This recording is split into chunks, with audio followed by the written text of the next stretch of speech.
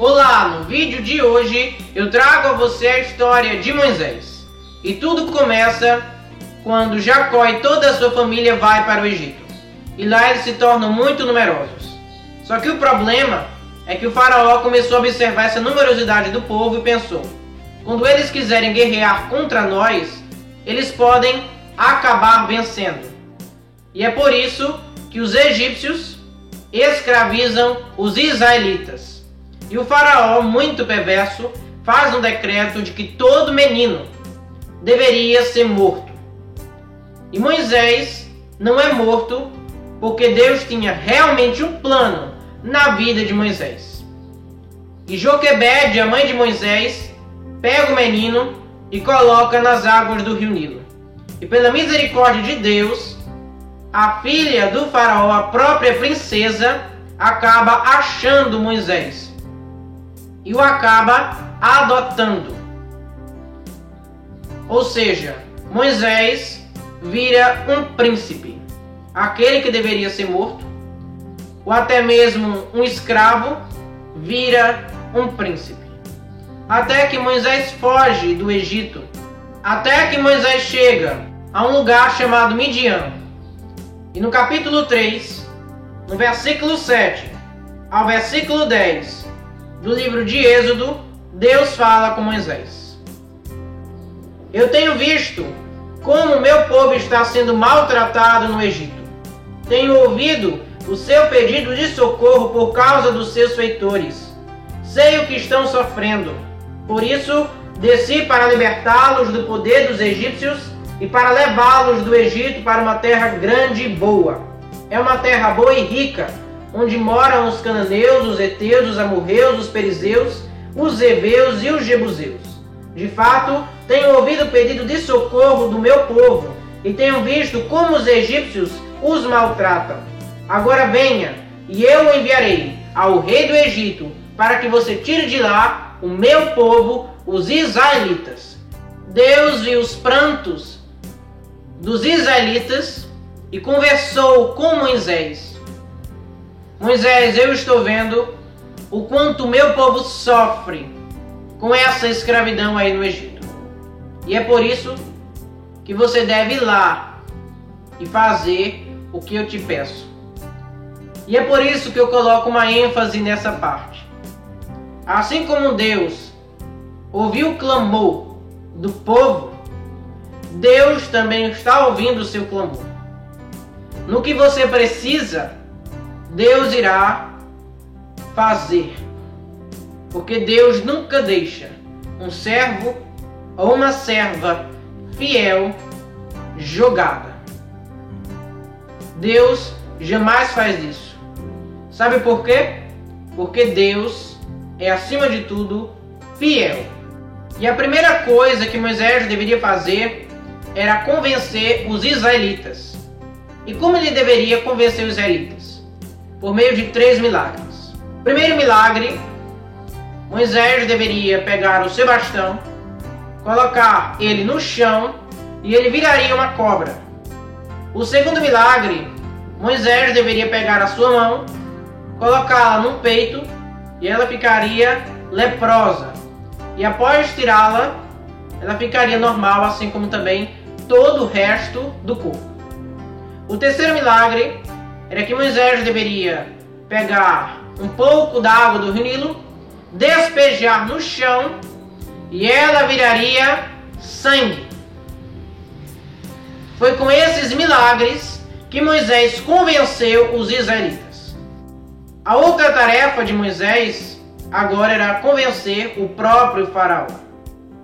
E ele chegou para o faraó e disse: Faraó, o nosso Deus ordena para que a gente vá ao deserto e adore ele lá por 3 dias seguidos. Mas o problema é que o faraó não deixou. E o povo já estava começando a reclamar com Moisés. Moisés, agora quando você foi conversar com o faraó, sabe o que ele nos mandou agora? Além da gente trabalhar para ele fabricando os tijolos, agora nós vamos ter que também pegar a palha. Então, ao invés de você ter melhorado a nossa situação para com o faraó, você piorou. E Moisés fala de novo com Deus e Deus diz: olha, Moisés, agora o faraó verá o poder que eu tenho em minhas mãos. E antes de acontecer as pragas, Moisés vai junto com Arão para o palácio do faraó e chegando lá, Moisés diz: Arão, pegue o seu bastão e jogue-o no chão. Quando Arão faz isso, aquele bastão vira uma serpente. Mas os mágicos do faraó fizeram a mesma coisa. Só que diferentemente de Moisés, porque Moisés e Arão fizeram pelo poder do Deus Altíssimo. E os mágicos fizeram por meio de truques baratos. A diferença é que a serpente de Arão e Moisés devorou as serpentes dos mágicos do faraó. E as pragas começam a acontecer. A primeira praga foi que a água vira sangue. A segunda praga foram as rãs. A terceira praga foram os piolhos. A quarta praga foram as moscas. A quinta praga foi a morte dos animais. A sexta praga foram os tumores. A sétima praga foi a chuva de pedra. A oitava praga foram os gafanhotos. A nona praga foi a escuridão. E Moisés anuncia a 10ª praga. A 10ª praga era a pior de todas elas. Veja o que Deus diz para que Moisés dissesse ao faraó no capítulo 11, no versículo 4 ao versículo 7 do segundo livro bíblico do Antigo Testamento, o livro de Êxodo. O Senhor Deus diz: perto da meia-noite eu vou passar pelo Egito, e no país inteiro morrerá o filho mais velho de cada família, desde o filho do rei, que é o herdeiro do trono, até o filho da escrava que trabalha no moinho. Morrerá também a primeira cria dos animais. Em todo o Egito haverá gritos de dor, como nunca houve antes e nunca mais haverá. Mas entre os israelitas, nem mesmo um cachorro latirá para uma pessoa ou um animal. E assim vocês ficarão sabendo que o Senhor faz diferença entre os egípcios e os israelitas.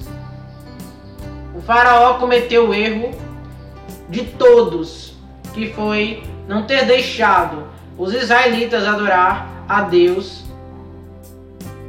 E infelizmente o filho dele acaba morrendo. Não porque Deus foi injusto, não, mas porque o faraó foi teimoso.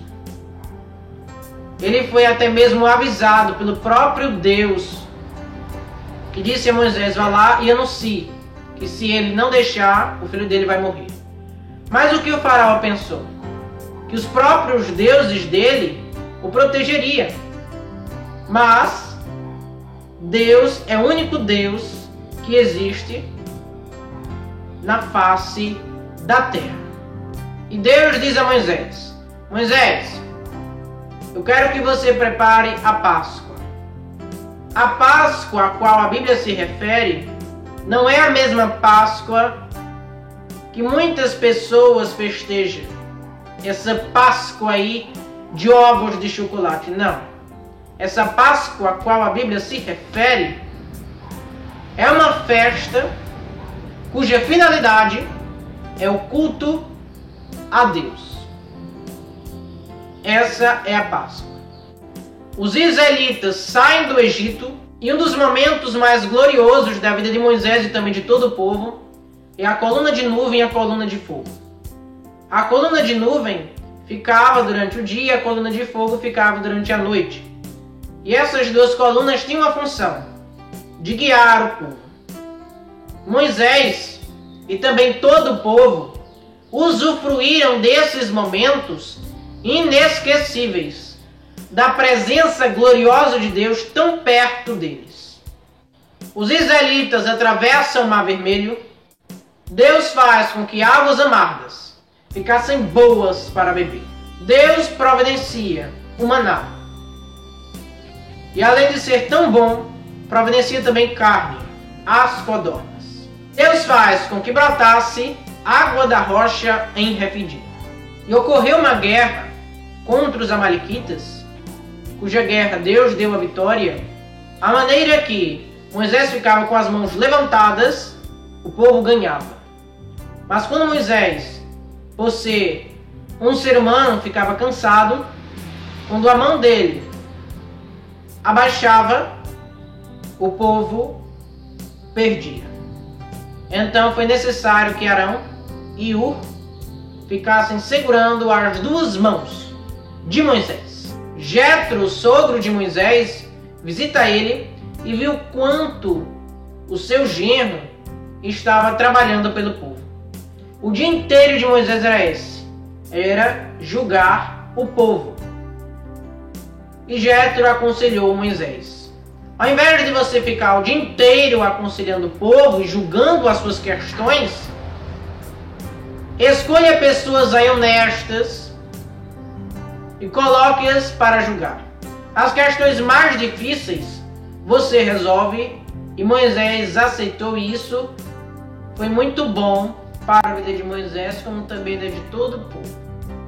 Deus faz uma aliança ao pé do Monte Sinai com o povo.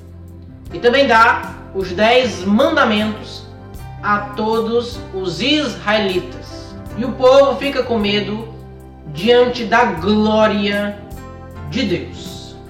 Mesmo Deus sendo tão bom e tão misericordioso, o povo pecou contra Deus, fazendo um bezerro de ouro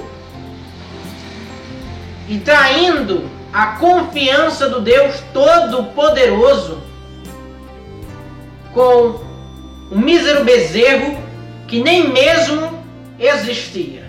Na tenda da presença de Deus acontece um dos momentos mais gloriosos da vida de Moisés, em que Moisés vê Deus face a face. Deus faz uma promessa de estar sempre com o seu povo.